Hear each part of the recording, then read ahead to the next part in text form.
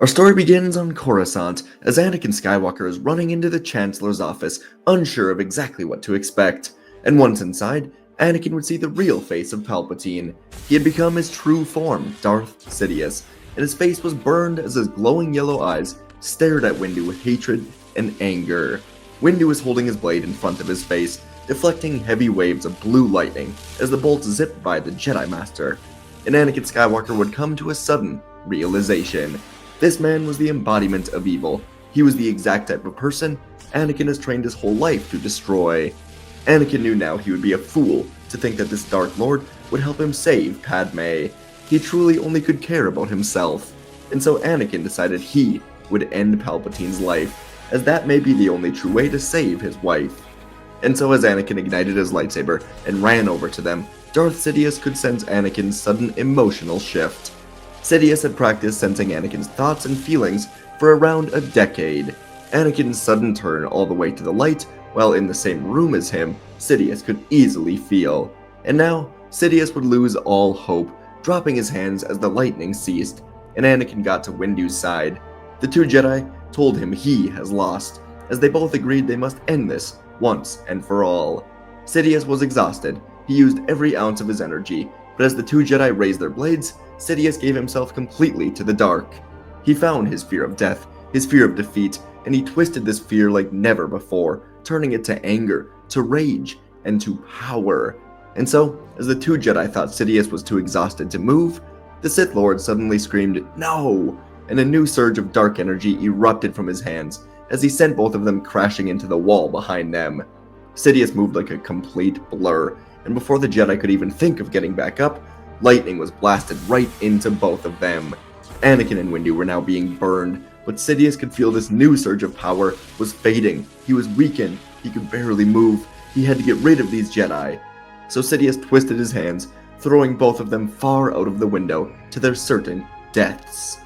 Sidious fell to the floor, the power of the life beginning to fade from him, and he crawled desperately to his statues, where a final hope of life and power remained. Without Anakin, he would have to do everything himself. He would need all the extra power he could get, and he'd been saving this in case his plans failed. He opened his statue and pulled out his oldest artifact, a crystal that once belonged to the Dark Lord Naga Sadow, that when called upon could give someone powerful in the dark side seemingly unlimited power. But it was beyond painful and would require a sacrifice.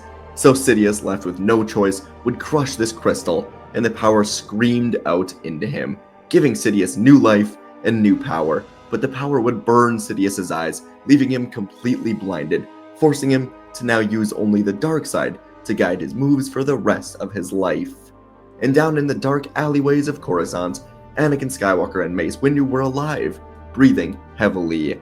Anakin pulled the grappling cables from both of their belts, managed to hook them to the executive building, as the two of them then rolled off of the building, creating a force shield to survive. They both could feel the wave of darkness that just came from Palpatine's office, but even that would not compare to what was coming next. In his office, Darth Sidious would now call for the execution of Order 66, and across the galaxy, Jedi were killed without warning, their own men turning on them like mindless battle droids. It was an unthinkable act, and now both Skywalker and Windu would feel Order 66 spread like a plague over the entire galaxy. Both of them would slowly get to their feet, climbing to the top of the building, as Windu used his Jedi-issued binoculars to look across to the Jedi Temple. And then he saw it. The entire 501st Legion here on Coruscant was gathering to march up the stairs, with Republic gunships, speeders, and Coruscant Guard troopers securing a perimeter around the temple. The rain-drenched steps of the Jedi Temple would tremble under the march of the 501st Legion. Blaster rifles were at the ready, and Commander Appa was leading them towards the temple doors. They all knew the mission, and none of them spoke as they marched up. It was time to end the Jedi. But just as they stepped into the grand entrance, a sudden burst of movement from the shadows shattered their focus.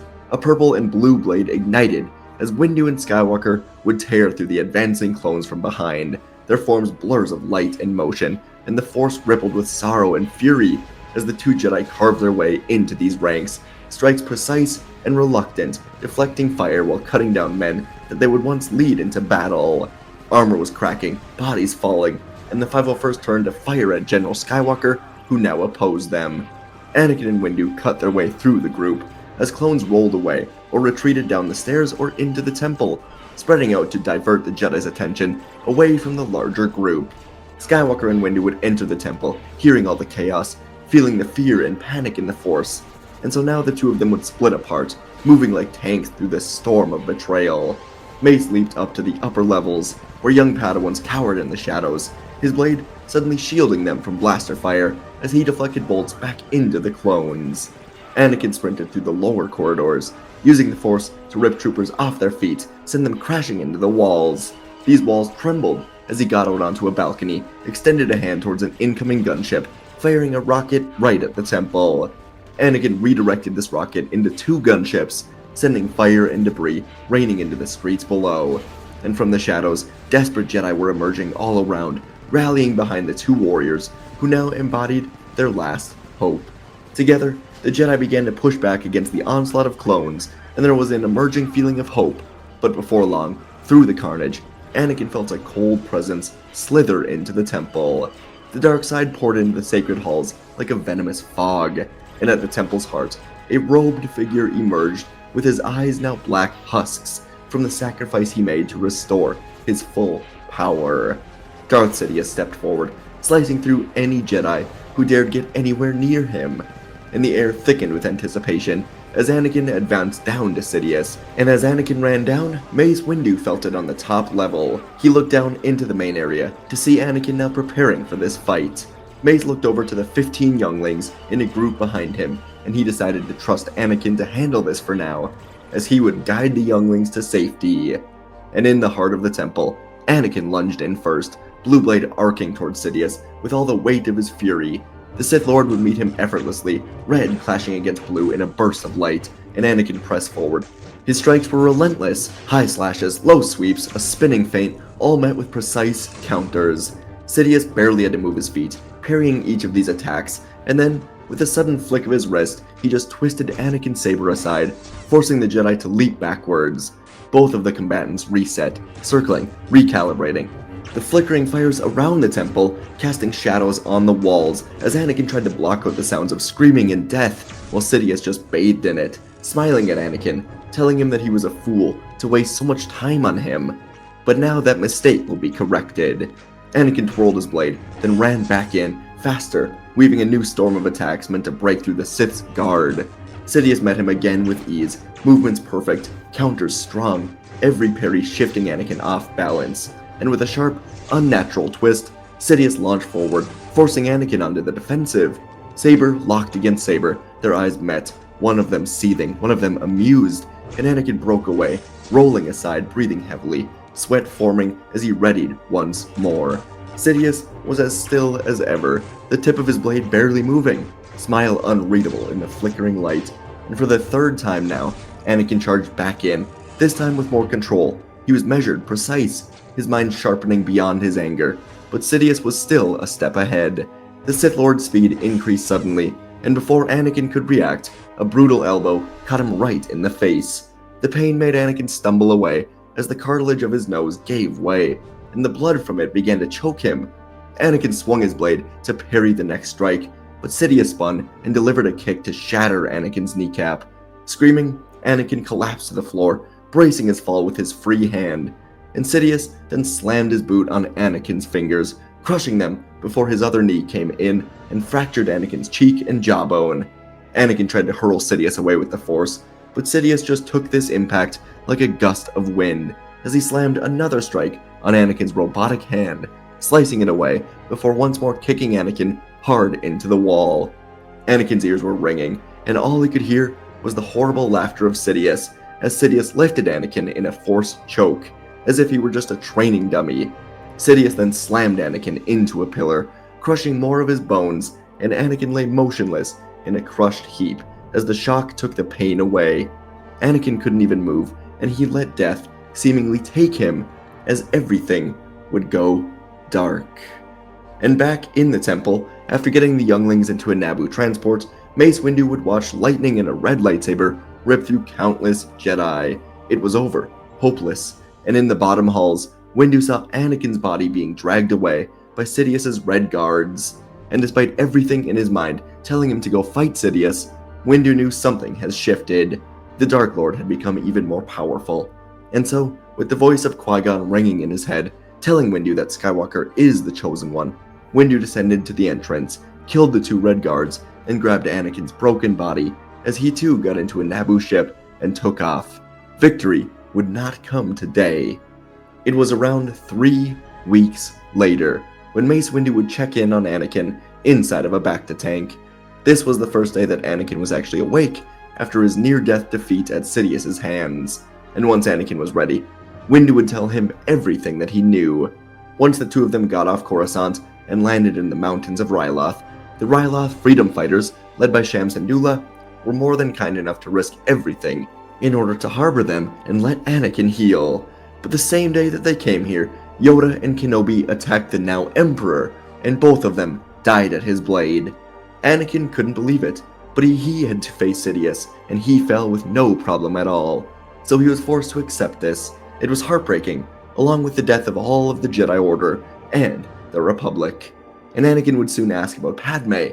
Windu would say that through his spies, all he knows is that Padme is missing. Ahsoka is also off the radar. The clones have been turned. Everything has gone wrong. The Empire put a heavy bounty on Padme being captured alive, and so far no one has found her. Anakin did breathe with some relief at this news. Padme was alive. He could feel it. And Anakin would soon stumble off of the medical bed now, feeling his broken jaw, his ribs, and new robotic arm all sending terrible pain right through him. And Windu sat Anakin back down before saying that it is up to them to restore peace to this galaxy. They've had their differences in the past, but Windu looked Anakin in the eyes, and he told Skywalker that he is the Chosen One, and now he will train him to defeat Sidious. Anakin looked back at Windu with a new fire igniting in him, and he was ready for the challenge of training under Windu. So, Anakin would begin to truly heal, and for months now, the only sound beyond the shifting winds around them was the clash of blue lightsaber against purple, the grunts of exertion, the steady, uncompromising voice of Mace Windu, as day after day, Anakin Skywalker would be pushed to his breaking point. Every morning before the sun even rose, Windu would rouse him from sleep, forcing him into relentless conditioning, running dozens of miles through the canyons, lifting entire boulders with the Force while running, fighting against the pull of gravity itself, as Windu crushed him under impossible expectations with the Force. If Anakin faltered, if he complained, he was just met with more running, more strength training, more work, more training. The Jedi were gone. There was no one left to coddle him. There was only the prophecy, and Windu intended to make it come true, whatever it takes. And at first, Anakin resisted. He'd always been the strongest, the most naturally gifted warrior in the Order, and yet here, under Windu's brutal discipline, he was reduced to a wheezing, battered failure in the early days. Every strike he made was countered. Every burst of anger led to a mistake. Every day ended with him collapsing onto the hard ground, drenched in sweat, body trembling with exhaustion. Windu offered very little encouragement, only the cold demand to do better, asking if the Sith will wait for him to just catch his breath. Anakin had snarled at him more than once, frustrated at the relentless drills, but Windu never truly reacted. He just continued, never relenting, never explaining, just giving Anakin more work, more training, as he would become a true warrior in time. And as weeks turned into months, Anakin did indeed change, his body stronger, mind sharper. He no longer lashed out in frustration when he failed. He adapted. His strikes were more refined, footwork more disciplined. The burning in his muscles no longer felt like punishment. It was proof of his growth. He began to understand. Windu wasn't just breaking him down. He was reforging him into something greater, and for the first time in his life, Anakin felt like he was in complete control, not just of his power, but of himself. And only then would Windu begin teaching him Vapad.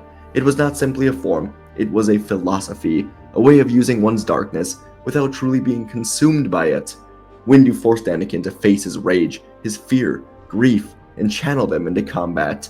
The strikes of Vapad were not just fast, they were overwhelming, a storm of controlled fury, but mastery required discipline.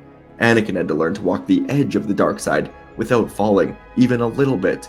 It was the hardest lesson of all, for the anger that once ruled him could not be ignored.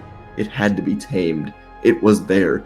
That was just the truth. And one day, Windu would give Anakin a task that seemed impossible. A sheer cliffside loomed over them, and Windu ordered Anakin to ascend it without using his hands at all, only the Force, only his control and his will. And time again, Anakin would try, only to fall back down. He would grit his teeth, clench his fists, forcing himself upward, trying to perfect his balance on the tiny slits of rocks that his feet could barely fit into, only to tumble all the way back down, sand clinging to his skin, body bruised. And days would pass, then weeks. Still, he failed. He would get angry, frustrated, tired, and these emotions would cause him to fall, as Anakin still could not fully control his emotions. And Windu knew, until he did, he could be turned by the Sith. And as Anakin continued to fall, Windu just shook his head and left him for now. And on one night, as Windu meditated near the campfire, the air around him would shift, and a faint blue glow illuminated in the darkness. 3 figures stood before Windu: Yoda, Obi-Wan, and Qui-Gon. Yoda and Kenobi were brought into this netherworld by Qui-Gon, and now the Jedi would tell Windu that he's pushing Anakin too hard. If he does not let up, then they must intervene, as Anakin is their last hope. Windu's eyes remained closed, but his jaw clenched as he heard this, and he now lashed out, telling them that they failed. The Jedi all failed. They're dead and only he is alive. Obi-Wan said that this may be true, but Anakin is simply not strong enough for this. Windu tightened his fists, saying if he can't do this his way, then he is out, and the Jedi will never rise up again. They will continue to fail.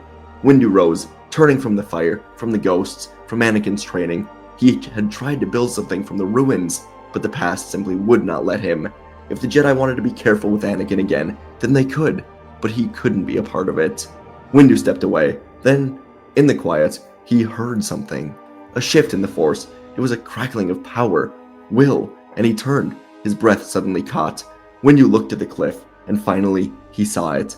Anakin was rising up, seemingly floating. The wind roared around him, and his body ascended. He was no longer struggling, no longer forcing it. He was simply just doing it.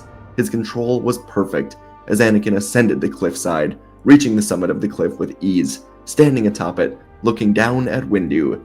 And in a steady, certain voice, Anakin would tell Windu that he trusts his training. He's done it. He mastered all of his doubt, all of his inner darkness, telling him that he couldn't do it. And in that moment, for the first time in a long time, Windu felt something stir in his chest. Hope. And the next handful of months passed in a storm of progress, as Windu and Skywalker would train together, seeing Anakin become far more powerful than even Yoda and Windu combined. Anakin was like a being reborn, mastery of the Force in his body, reaching heights he never thought possible. He cast away his inner turmoil that held him back for years, and Vapad no longer ruled him. He ruled it. He could let his anger rise, then release it like an exhale, no longer chained down by it.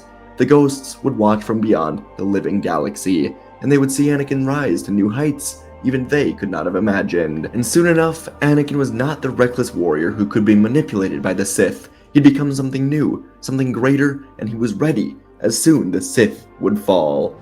And weeks later, the fires of rebellion spread across Ryloth like a storm. In the shadows of the canyons, the depths of the slave camps, factories that fueled the Empire's machines, the Ryloth freedom movement would strike again and again. Mace Windu and Shamsandula would move with force, guiding their Twi'lek warriors in a campaign of strategic sabotage.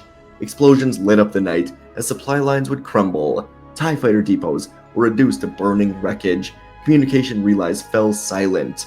Whispers carried through the outer rim, rumors of a purple and a blue blade cutting through troopers, until the Emperor himself was forced to take notice. Sidious would not send his Grand Admirals. He did not trust his Inquisitors for this. He only trusted himself, as he knew who was here. And before long, his personal fleet arrived over Ryloth, Star Destroyers filling up the sky.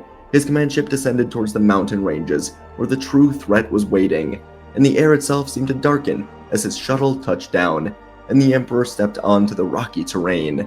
The call here was like a blinding sun in the Force, and here in an open clearing, bathed in the dim light, was Anakin Skywalker, robes swaying in the wind, blue blade ignited, stance unwavering, and Sidious would grin, telling Anakin he will not be so merciful this time. And above them, the battle erupted in space. Space mines hidden all around the Ryloth asteroids suddenly exploded, catching the Imperial fleet off guard. Swarms of TIE fighters screamed through the sky, as Ryloth's much smaller fleet fought desperately to hold the line. Star Destroyers unleashed torrents of turbo laser fire, obliterating anything in their sights. Shams Syndulla led his pilots through the chaos, weaving between the enemy fire, but they were outnumbered. But in the lead ship, Mace Windu was kneeling in the heart of the Resistance command center, eyes closed, hands pressed together in deep focus. His mind was beyond the battlefield, and he touched the consciousness of every Ryloth pilot, guiding their movements, sharpening their instincts, turning them into a single unbreakable force with his battle meditation, a power used much more in the Jedi-Sith Wars over 1,000 years ago, but a power Windu has now mastered. And in the mountains below, the best of the Jedi and the Sith clashed. Anakin met Sidious head-on as the Sith Lord moved with unnatural speed through the mountains, air warping around them with each collision. Lightning crackled from his fingers as Sidious attacked, but Anakin absorbed it, redirecting it back into a mountain, forcing Sidious to dive away from crumbling rock. He did not fight with rage. He didn't lose himself in fury. He was a conduit of power, a warrior of perfect balance, every move flowing like water, his mastery of the pod complete. Sidious hissed in frustration as his opponent did not falter from his emotions, as he did inside of the temple so long ago. And in space, the battle had turned. The Twi'lek pilots moved as if they were one, executing maneuvers beyond their skill, dodging impossible shots, weaving through the chaos as Windu's battle meditation deepened, his presence lifting the Resistance beyond what they believed they were capable of. Syndulla's fighters punched through the TIE swarms, torpedoes streaked towards the lead Star Destroyer, and the ship would erupt in flames, its hull splitting apart, exploding in a great light. And on the ground, the exploding Star Destroyer lit up the duel, as Sidious would grow desperate. His moves were erratic, attacks wild, fueled by frustration. But Anakin was not wavering at all. He parried, countered, turned the Sith's own power against him. For the first time, the Emperor knew fear that he could not control or turn into power. His blade was ripped from his grasp, his own lightning deflected back into his now frail body. Anakin kicked him into the rock wall, then stood high above him, blade raised, and there was no hatred in his face, no wrath, only resolve. And as the Star Destroyers in space fell into the mountains below, Sidious was cut down, ending this once and for all. And in space, Windu opened his eyes to see the victory, and he smiled as he felt the victory on the planet below. He knew now that without its head, the body of the Empire would soon die. And he was right, as over the next 3 years, as the Empire scrambled for control, the rebellion that was born on Ryloth would spread across the galaxy. On planets like Bespin, Sullust, Kashyyyk, Megiddo, and so many more, Windu and Skywalker would lead the resistance against this empire, inspiring hope for so many. And when the conflict came to an end, with the Empire cowering away to the unknown regions, Anakin would be liberating Naboo when he saw her. Padme Amidala returned to her home, and with a pod of 2 twin children in front of her, she ran over to Anakin as they reunited. Anakin would hold his children for the first time, looking to the stars of a freed galaxy that would heal behind the Jedi and their resistance. And folks, that is our story for today. One I've kind of wrote over the past few days, and one I enjoyed quite a lot, so I hope you guys did as well. Let me know what you thought. It was, kind of how I wanted to get Windu and Anakin just alone, training after the fall of the Jedi. So it was always going to be that when I started this. I just had to figure out, what title do I want to do to kind of start and lead into that story. So that's where we were. Hope you guys enjoyed this one. Let me know what you thought, and I'll see you in the next video.